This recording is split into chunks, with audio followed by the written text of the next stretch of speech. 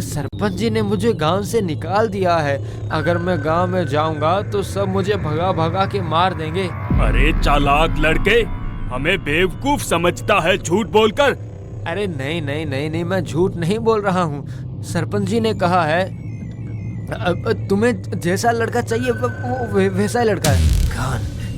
किसके शरीर में घुसने से मेरी भूख मिटेगी? बहुत भूख, बहुत बहुत बहुत भूख लगी है मुझे। इस पूरे गांव का सबसे अमीर और सबसे ताकतवर सरपंच जी का लड़का जग्गू है।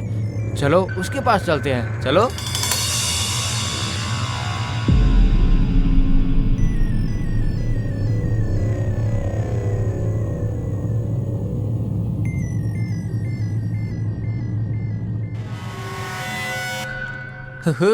मुझे गांव से निकाल कर तुमने बहुत दिखाई थी ना हेकड़ी। अब राहु के चुंगल में फंसकर निकल जाएगी सारी हेकड़ी।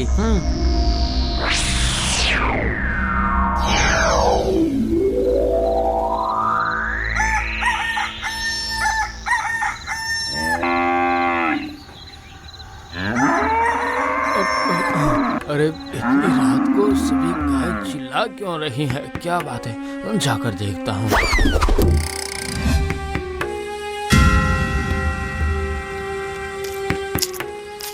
जग्गू, तू पागल हो गया क्या? छोड़ इसे अभी। तू कर क्या रहा है कि तुझे पता है? मेरे काम में रुकावट मत डालो, जाओ यहाँ से। मुझे खाने दो, बहुत भूख लगी है। जग्गू, तेरी आवाज ऐसी क्यों आ रही है? तुझे क्या हुआ है बेटा? तेरी तबीयत तो ठीक है ना? मैं अभी जाके वैद्य जी को बुला कर ले आता हूँ, ठीक है? वैद्य जी को अपने बाप को जाकर दिखा।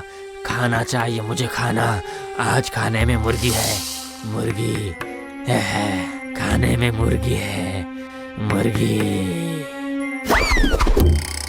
सरपंच जी पहले तो हैरान हो गए, फिर उन्होंने देखा तो चारों तरफ मुर्गी के पंख और खून फैले हुए थे और जग्गू भी वहाँ पर नहीं था।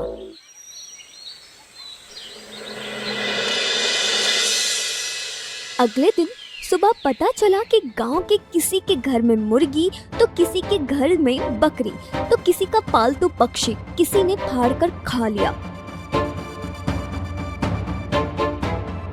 गांव में चारों तरफ डर का माहौल छाया हुआ था। अरे सरपंच साहब, ये क्या भयानक घटना घट रही है गांव में। सुबह उठकर देखता हूँ तो मेरी बकरी का बच्चा मरा पड़ा है। चारों तरफ खून ही खून फैला हुआ है। हाँ सरपंच जी, मेरी गर्भवती गाय को भी किसी ने मार डाला। ये सब चल क्या रहा है गांव में?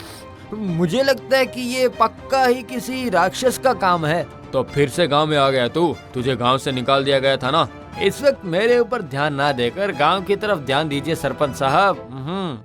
और फिर गांव मुसीबत में पड़ा है तो मैं दूर कैसे रह सकता हूँ? आखिर इस गांव का नमक जो खाया मैंने, सही कहा ना? बोलिए। पहले था पप्पू राक्षस, अब कोई अनजाना राक्षस। क्या हम गांव वाले कभी शांति से रह नहीं पाएंगे? अरे भाई साहब, गांव का ये मुश्किल वक्त जब बीत जाएगा तो मैं चला जाऊंगा, अपने आप ही चला जाऊंगा, ठीक है? अच्छा सरपंच जी, आपका बेटा नजर नहीं आ रहा। गांव की मुसीबत के वक्त वो कहाँ गया? कहीं दिखाई नहीं दे रहा है। हाँ सरपंच जी, पिछले 4-5 दिन से जग्गू को हमने नहीं देखा। वो कहाँ है, आप बता सकते हैं? अच्छा, ये सब शुरू हुआ था सरपंच साहब के तबेले से, ठीक है? चलो सब एक बार वहाँ जाकर ही देख लेते हैं। अरे तुम लोग वहाँ क्यों जा रहे हो? मैंने कहा ना वहाँ कुछ भी नहीं है। अरे सब रुक जाओ।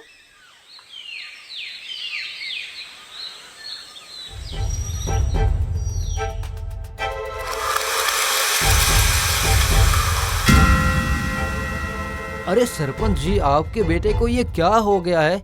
इसका मतलब इतने दिन से वही ये सब कर रहा था, मैंने सही कहा ना? छी सरपंच जी, आपका बेटा गांव में सभी का इतना बुरा कर रहा है और आपने उसे छुपा रखा है। सरपंच जी, आपने तो कहा था कि गांव के सभी लोगों के लिए सिर्फ एक ही नियम है। मैं ज्यादा खाता हूँ इसलिए मुझे गांव से निकाल दिया गया था। तो अब आपके बेटे के लिए क्या सजा होगी सरपंच साहब?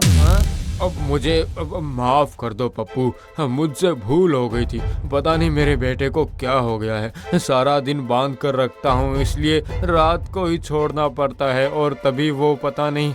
आपके बेटे को राहु ने पकड़ा है, उससे छुटकारा पाने का उपाय मुझे पता है, लेकिन उससे पहले आपको गांव के सभी लोगों के सामने मुझ पर से बहिष्कार का आदेश खारिज करना होगा साहब।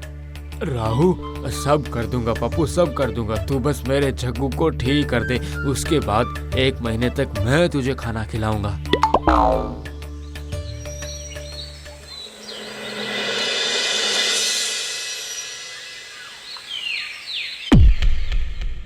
बदमाश, अब पाखंडी, क्या किया है तूने मेरे बेटे के साथ? हाँ, अभी उसे ठीक करके दे। ये सब क्या बोल रहे हो तुम? मैं कुछ नहीं जानता हूँ। ज्यादा चालाकी दिखाने की कोशिश मत कीजिए साधु बाबा, पूरे गांव वाले साथ में आए हैं, अगर वो एक बार भी भड़क गए तो आपकी सारी कुंडली की पूजा कर देंगे वो।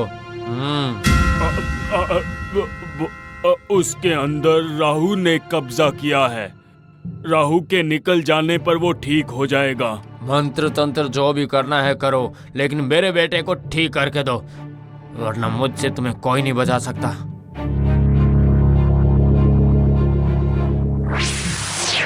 पप्पू, मुझे माफ कर दे, मैंने हमेशा तुझे गलत समझा है।